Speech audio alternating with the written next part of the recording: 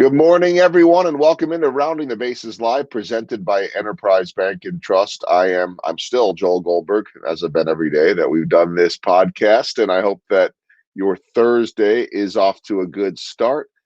It week just keeps rolling along. The weeks keep going and going and going. I know that I'm in the middle. I've talked about this lately of a 17-game stretch in baseball, 17 games in 17 days. And it just doesn't feel that difficult right now when you're only doing 2 months of baseball. I know that if we had one of those 17-game stretches in a normal year and it was August, I'd be searching for ways to survive it. And that's just part of the routine and part of the grind of baseball. But for 2 months, not bad at all. The weather's been really nice. And I've had amazing guests on this show right here in the KCAV studios, Kansas City Audio Visual. If you have lighting, the video, camera, all those type of needs, or just outfitting your office. Because if we're really being honest, this is small potatoes compared to what they do for major offices and corporations. So love everybody over at KCAV, including my good buddy Alan Landever. And of course, my partnership with Enterprise Bank and Trust. Spoke with Jeff Carson, their president, over there yesterday, working on some new ideas and projects that I'll reveal soon for this. So with all that said, I want to get to my guest, and I love the world of networking as I bring in right now Sha Sparks, because Sha and I were actually introduced by a guy in the Air Force who was out in California, Northern California, but we'd already met once before. So here's this guy in California introducing two people in Kansas City who both have podcasts. That's a long way of me saying to a woman that has no business right now being on this podcast, because if I'd known she was on vacation, I would have said, Sha, okay, just go, stop. But how are you? Good morning. Good morning, and thank you for having me on a Thankful Thursday, Joel. Thankful Thursday, indeed. I'm thankful that you're coming on with me. You're in Colorado. Are you one of those people, because I am, that you go on vacation and you still can't help but work a little bit? Oh yeah, for sure. It's like my brain doesn't fully shut off. It's always running in the back of my mind. Like, what else do I need to do? Do I need to return that email, text? Oh yeah, all the time. So I'm not sure whether that's a good thing or a bad thing. I suppose that it's probably a combination of both, right? But I would like at some point that opportunity to go somewhere and just throw my phone, in the ocean. But then I'd spend the next 3 hours looking for the phone. So Exactly. And I will say, even though I'm in Colorado, it is the weather is really dry here, and it's making my eyes water. So if I have to dab with a tissue, please understand it's because the weather here is totally different than what we're used to with the humidity in Kansas City.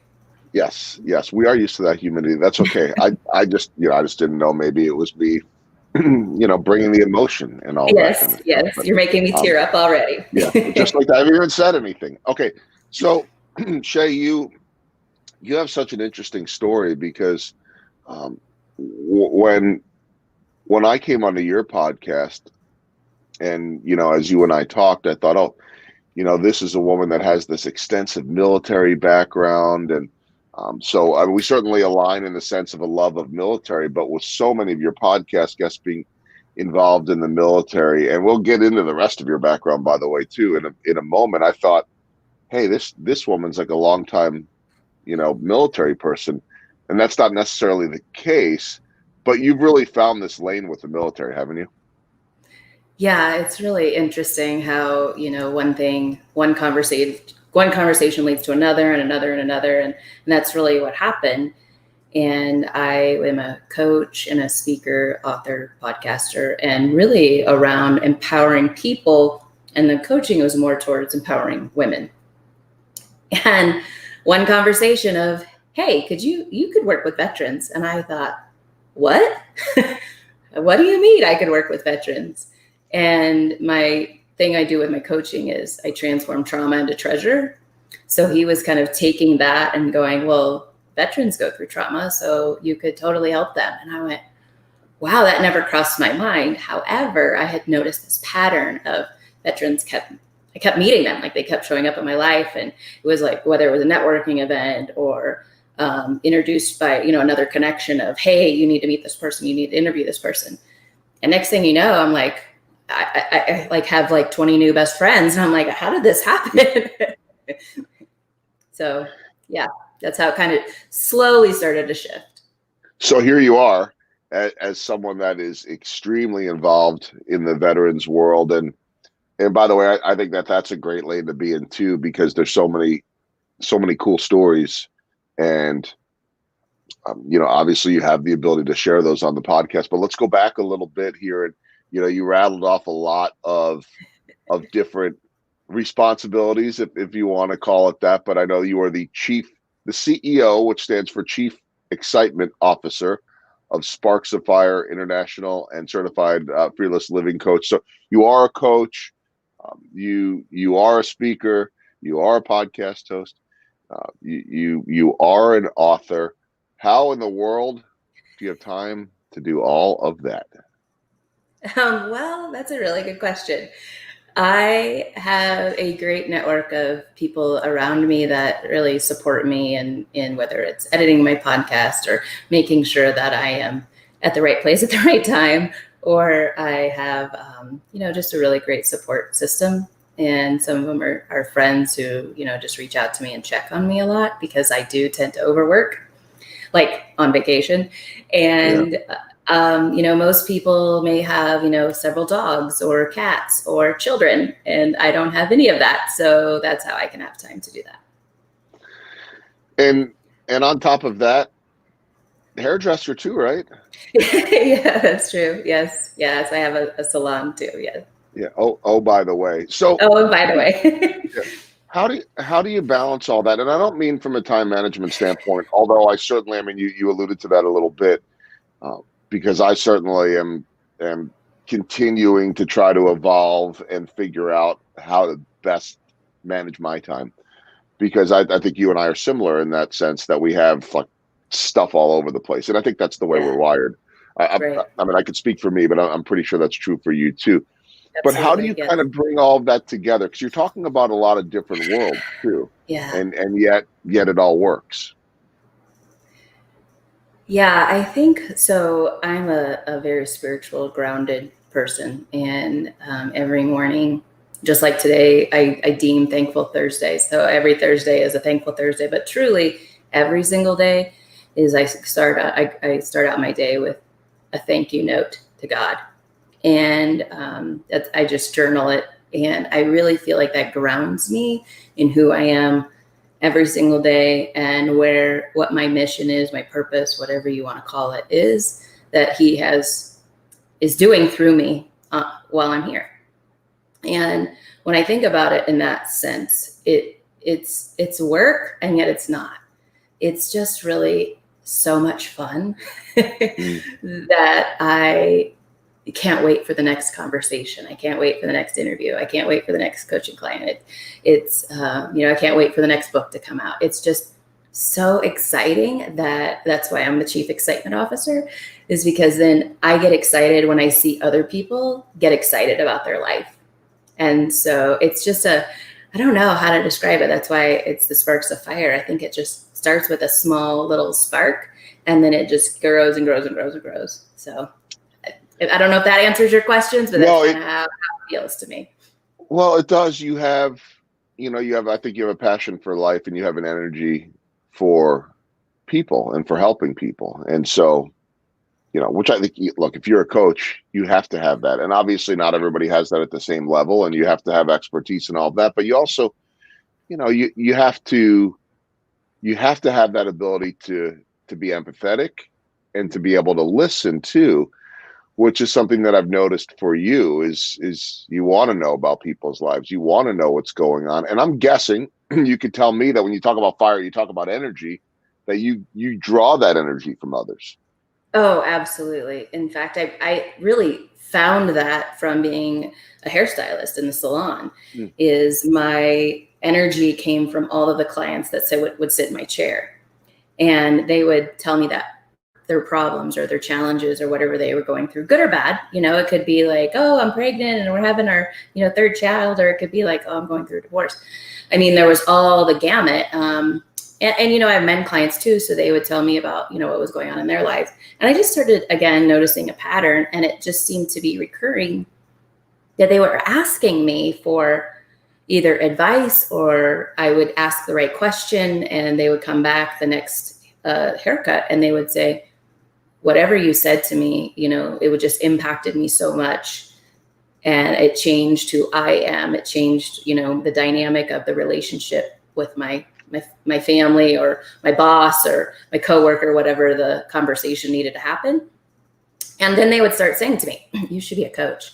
You should maybe write a book, or you should be a motivational speaker. And I was like, at the time of my life that all that was coming to me, I was actually in an abusive relationship, and there was no way that I could see that I could help anyone else because I was in a really bad place. And when I got out, I had the opportunity to get out of that relationship. I just started to dive into who I am and peel away the layers that have been hurt and wounded by many, many years of not just abuse, I will call it trauma.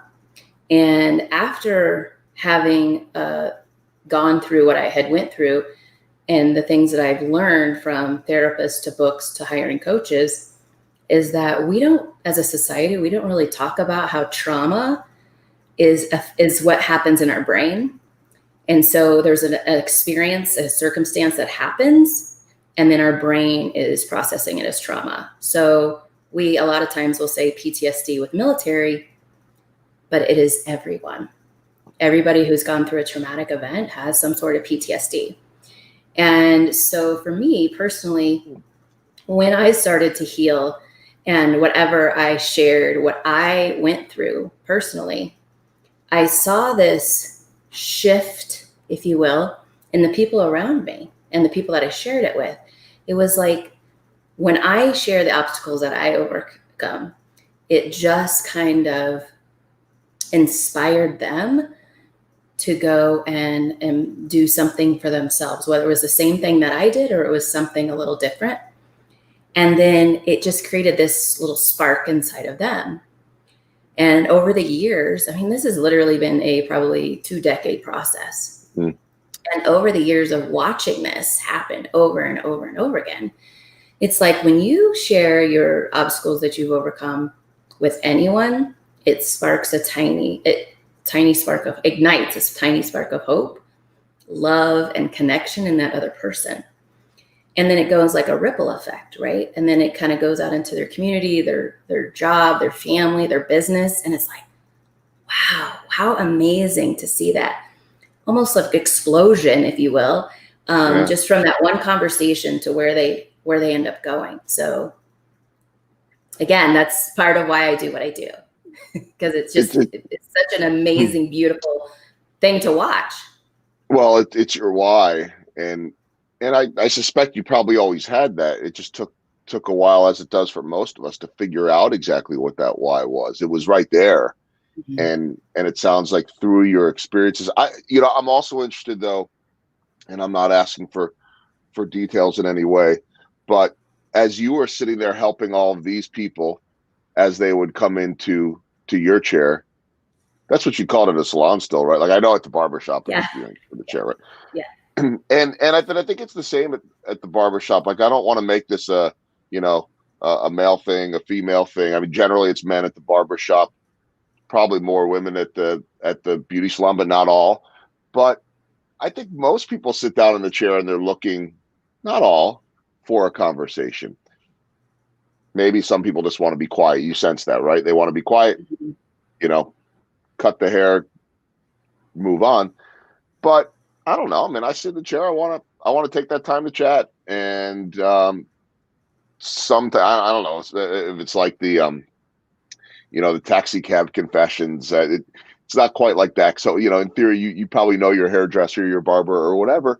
But I'm guessing that over the years you were amazed at how much people bared their soul to you, and I'm wondering how much all of that preparation led you to your sort of calling in life, if you will. Oh, absolutely. And as stylists and barbers, we have been called the therapist behind the chair. Mm. So absolutely, we are the person that, most people tell things to, especially when it's a secret, right? Like, I think we hold on to so many people's secrets more than anybody else, more than probably just as much as therapists. And we Yeah. don't sign the HIPAA law, but but Yeah. we're very similar in that, right? And I feel like I've always been that person that people tell things to. I mean, even as a child, I feel like either I was the person that said, "Hey, how are you?" or I was that person that people would just come and like vent or verbally vomit on me. And in the house that I grew up in, my brother, I had two older brothers, so they were always, sibling rivalry. And then my parents, they were not a healthy relationship. So I feel like I was the peacemaker. So they always came to me, whether it be my mom, my dad, or my brothers, and just like lay it on me, vent to me of what they were going through. Not that I had tools or skills or anything how to fix or help in any guide in any way, shape, or form. However, what I've learned throughout this process is most people just want someone to listen to them. Well, first off, to me, listening is one of the absolute most important skills. It's Yes. always been the case, by the way. It becomes more difficult because of the distractions that we have around us. So how often I catch myself all the time doing it. How often do my wife or kids or someone at work say something? I'm like, uh-huh, uh-huh, uh-huh. I'm like, wait, did I really hear them? And I see it the Yeah. other way too. Like, wait, did you hear what I just said? No, because you're on your phone and all of that type of stuff. I mean, listening truly, Shay, is a skill. And I feel like right now, maybe more so than ever. Oh, absolutely. There's so much, I don't want to use the word turmoil, but there's definitely a lot of people's opinions, right? Going on in the world, from everything that's happening, whether it be politics or the virus, or, it's just whatever's going on inside internally. That if we don't have that outlet, it will show up and manifest in another way, whether it be a physical. At one point myself, I was experiencing so much pain, and I was in that abusive relationship, but I was experiencing so much physical pain. They had diagnosed me with fibromyalgia. And what I figured out later was through journaling, is that I was filled with anger. And when I started to go through who I was angry at and started to forgive each and every person, I mean, it was a list of, I couldn't even count. I don't even know. I couldn't even tell you. And it was little things that I had realized I was holding on to anger. And I had to go through each person and forgive them. And when I did that, it literally released my body, because I think I was just so clenched up, and I was able to release all of that pain. And because of that, I feel like a lot of people don't get out, even if they're not journaling, not even talking about the experiences that have caused them, whether it's emotional pain or physical pain or mental pain. They're not talking about it. And so I think it's really important to find, even if it's just a venting partner, whether it be a coworker. Sometimes spouses aren't great, because you might be venting about the other spouse to the spouse. So even if it's a trusted friend, it's important to find someone to vent to, just to get it out, just to get it released. And unless you journal, I think journal helps too. I think that and you tell me here, I think that the only caution is that to make sure that you don't become that person that's venting to someone every single day. You know what I mean? Like, you need someone to be able to get that off your plate too. And whether it's the journal or whether that's another person, the challenge becomes, if you're bitching every single day to somebody, then does that lose its luster? Do you wear people out and they tune you out? I don't know. Well, I agree with you. And there's a kind of a caveat with venting. It has to be someone that is, one, maybe it's only 10 minutes. Two, the other person doesn't comment. It's not about having a discussion. It's not about agreeing or disagreeing, or, that person might be just sharing their opinion. And then you're like, oh yeah, me too. Nope, it's none of that. It's literally like 10, 15 minutes. Let that person get everything out and go, okay, are you complete? Or did you get it out? Is there any more? Is there anything else? Okay, great. And move on. And I believe over time, if it is starting, I mean, I believe in the humanity of people. So I'm trusting that over time, if they are that person that's venting every day, that eventually they'll get enough of their stuff out that they won't have to vent every day. I'm hearing this, and what I'm hearing is, and I know this wasn't your intent, but I'm reminding myself, hey, Joel, hey, man, you don't need to fix it. You don't need to give your opinion. Just shut up and listen and support, right? Yeah, and as a society, I believe we're almost like trained to like fix it, and that's not the case. Most of the time, we just need to be validated that we were heard. So even if you just said, I hear you, and hold space, like hold a pause, that just sets into that person's soul and was like, I'm acknowledged for how I feel. Whether you agree with it or not, or if trying to fix it, it just does something for that other person. So yeah, I think you're absolutely right. We don't have to fix it. We just need to just take 10, 15 minutes and be there. I say like I'm right, like I really know what I'm doing, but it's a really strong reminder to me, and I hope to others, of the power of just being there, the power of listening, and how much that can help. And I struggle with it. Look, I mean, I'm boom, boom, boom, boom, boom, boom, boom, like so many people. Oh, well, just let me just fix it real quick and move on. So that's personal, that's professional, that's all of that. Our very good friend Erin Hayden checking in. Hi, She's Erin. one of my favorite people in the world. Wait, am I saying that about her, or is she saying that about you? No, she's saying that about you. So yeah, Erin, thanks for checking in, and my good friend Kiana saying that's good. And so love to hear from our friends, of course.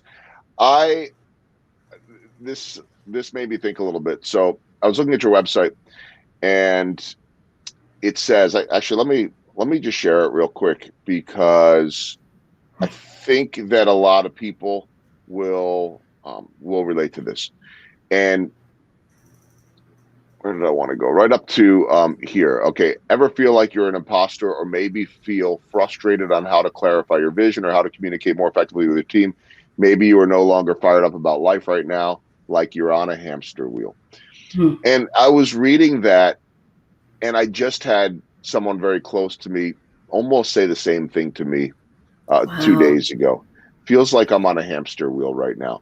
And I think that when whenever you wrote that in here, and put that in the bio or the about section or whatever it is on your website, that I don't think you probably did that with the pandemic in mind, but I think that so many people right now feel like they're in the hamster wheel. I mean, I'm lucky because, after 4 months of sitting at home and just trying to completely outwork this thing, I had the escape of going to the stadium. And even though we're not traveling this year and it feels different and it's weird and blah, blah, blah, I still have that diversion of kind of going back to some form of normalcy.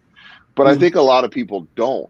And whether they work or they don't work, or, they're freaking out now because the kids are supposed to go off to school and the kids have been home since March, and, Groundhog's Day type of thing. Yeah. So I read that, and I just started thinking, boy, what you wrote there really applies to so many people. How do you get through this right now, Shay? I don't mean you, I mean anyone. You're right. No, that's such a great question. I think it's really about trying to find what works best for you, meaning each person is going to be different. There's not an answer for everyone in the world. It's an answer for you who's watching this. So each person, even your kids, are going to be different. Your spouse is going to be different. So when I wrote that about the hamster wheel, it was mostly because when you're in an abusive relationship, you just get this cycle down of, I get up, I go to work, I get abused, I go to sleep, I get up, I go to work, type of thing, right? And then the pandemic happened, and it seemed to be the same thing. You're waking up like, what day is it? What month is it? Where am I? What am I doing? Do I even have to do anything today? And it was just such a hamster wheel, if you will, constant. I have no idea. And I think that's the first thing, is to acknowledge that I don't know. And so many people are afraid, especially right now, to say, I don't know. I don't have the answer. I'm willing to learn. I'm willing to find out, but I don't have the answer. And I feel like there are certain things that we can pull from in our experience as human beings. Like maybe people enjoy running, or maybe people enjoy traveling. I know travel is very hard right now, but like me, like we discussed, I'm in a different state right now because I got in the car and drove just because I needed to see something different. Yes. And for me, that is like my huge peaceful rejuvenation thing. Some people it's yoga, some people it's doing a hot sauna. It could be even journaling, or, getting outside and just breathing and just taking it in and kind of shaking it out of all of the stuff, right? Mm-hmm. And even if it's a moment of, 15 minutes every day that they find that one thing that helps them, then they can repeat that and they can go back to repeat it. For you, it might be playing baseball. When we were in person, you could go out and just walk across the field and just take it all in and really just ground yourself, right? So the same thing goes for everyone who's watching this. It's about whatever works for you that's healthy. And I'll say that because there's a lot of things that go overboard of people are like, well, yeah, I have a glass of wine and then it ends up to 2 bottles or, whatever. And if I'm just going to warn you on some things, that if it's not healthy, if there's a little tiny voice in the back of your head going, I probably shouldn't be doing this. I probably shouldn't have that next drink. I probably shouldn't eat that next box of Twinkies. I probably, those types of things. That's a cue to listen to and go, okay, that I need to walk away from and find another outlet. I need to get outside. Getting outside, especially during the quote unquote lockdown, because for me, I was deemed non-essential in the salon. So, I was off for 2 months, but getting outside was, it's the thing that got me through every day. And all I did was walk in my neighborhood, but I was noticing the grass. I was noticing the trees. I was noticing other people outside. And just by, you'd hit on it earlier that I feed off energy from other people. And I think you do too.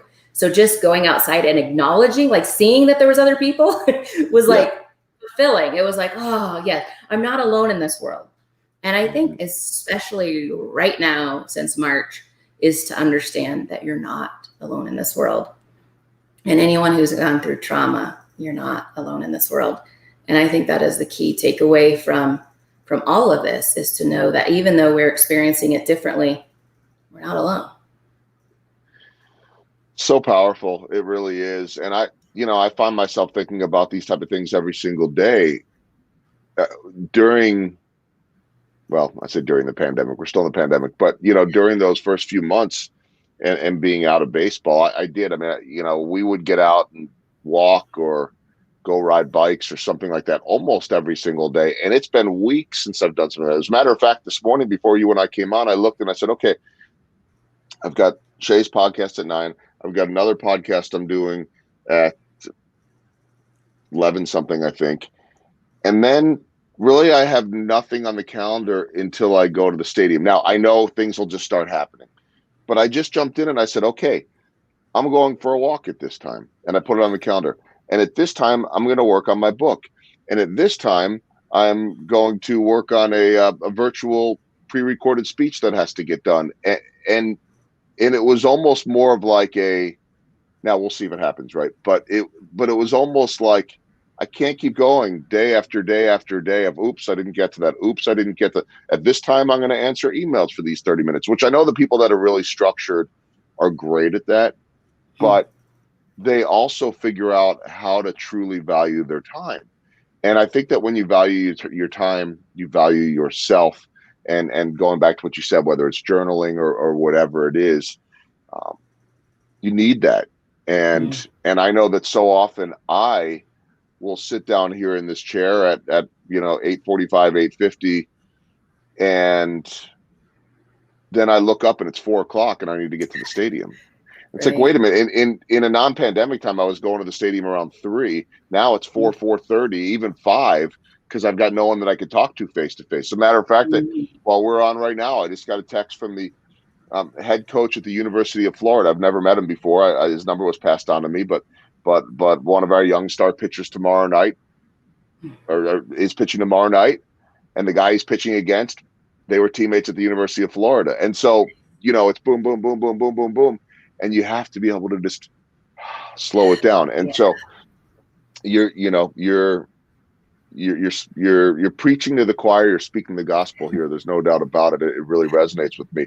A couple things before I let you go, and then don't do any more podcasts today. Just go enjoy vacation. But tell me about your podcast and a little bit more along the military lines. Not that every guest is a military guest I was on, but tell me about what you love so much about that podcast, because you really dig in on some great conversations. Yeah, so thank you for asking. The most of all of my guests have experienced some sort of obstacle. They invested in themselves and it naturally overflows. So like we were talking about how what I learned and how I healed, I would share it and then it would go out and create this ripple effect. And as a society, we don't talk about how important that is to learn from other people. And I just found talking to my friends who are business owners too, like, oh yeah, I really struggled, or oh yeah, I really went through this. And then because they went through this, something happens, a shift happened, they had to invest in themselves, and then they elevate, right? They go on to they level up, they go on to the next thing. And it's just such an amazing, almost like triumphant story that we don't really talk about. So, my thing is trauma to treasure. Well, that's kind of how, right? Because they've experienced this little piece of, we'll call it a trauma, and now they've made a treasure from it. Because they went through that, they learned different things, their soul filled up, and then they had some sort of treasure from it, whether it was increase in their profits, or maybe it was, a better relationship with their family. There are so many different options. And so that's mostly it. It's either a veteran or a small business owner that I talk to that are leaders who just really found themselves in a place that they had to overcome this thing. They invested themselves and then it just overflows. And I also just want to say that, there's just such a huge disconnect when we talk about, you see all these people who are on social media and they're like, rah, rah, rah, and you gotta, they're motivational and you have this and this and this, but nobody talks about the hard stuff you have to go through, or nobody talks about this was the trenches that I had to get through in order to get on the other side. Some people that's addiction, some people that's a divorce, some people it's abuse, some people it's none of that, and it could be just like a diagnosis. But they had to find their own resilience in that thing in order to keep going forward. So I love sharing stories like that. Yeah, and it's why I think your podcast is so powerful and so effective, and why it will continue to be, and then writing the books and doing all that. Last thing, certainly we've popped this up many times. If people want to be able to get a hold of you, they could certainly find out more and reach you at shasparks.com. Where do you want to see all of this go? I mean, I know that you're fueled by helping people every single day, and they'll always need help too, pandemic or no pandemic. So what's the grand vision? I think for me at the end of my life, I just want to know that I made a positive impact in other people. That's simple. Yeah. No, yeah. I mean, look, somebody asked me that question the other day. It was actually our mutual friend, Scott Ferguson, who you connected me with, and I was on his podcast, and he, it was basically like, what do you want your legacy to be? And I kind of thought the same thing. I don't want to be remembered as the baseball guy. Yeah, I want to remember that, hey, that guy did that, but I want to be remembered as more than that. And so, when you get that chance to help people other day, it's definitely a powerful thing.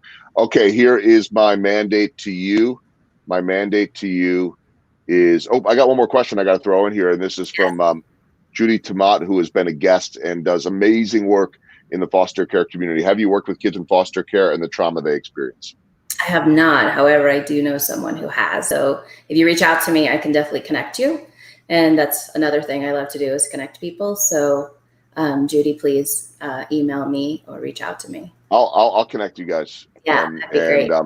As you know as well as anybody, it's just great to connect, and whatever comes of it, it comes of it. But it's always a good thing to have. So okay, Judy, thanks for the message in there.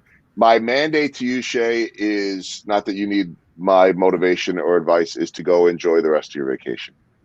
Thank you so much, and thank you for having me on. It's been a fun conversation this morning.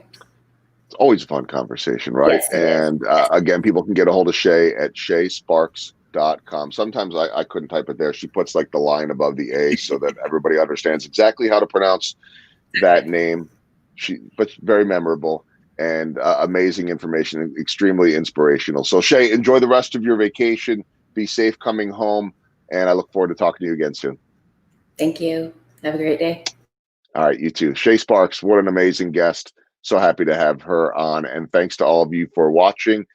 Coming to you from the KCAV Studios, Kansas City Audio Visual. If you have audio and visual needs, please reach out to them or let me know, and I'm happy to make that connection for you too. Hope to see you back here tomorrow. Great conversation on the way. They're all great conversations, of course. Have an excellent Thursday. Thanks to my friends at Enterprise Bank and Trust, hashtag no stopping you. And thanks to all of you for watching. Hope you'll share this episode with your friends and your network. And thanks for watching Rounding the Bases Live, presented by Enterprise Bank.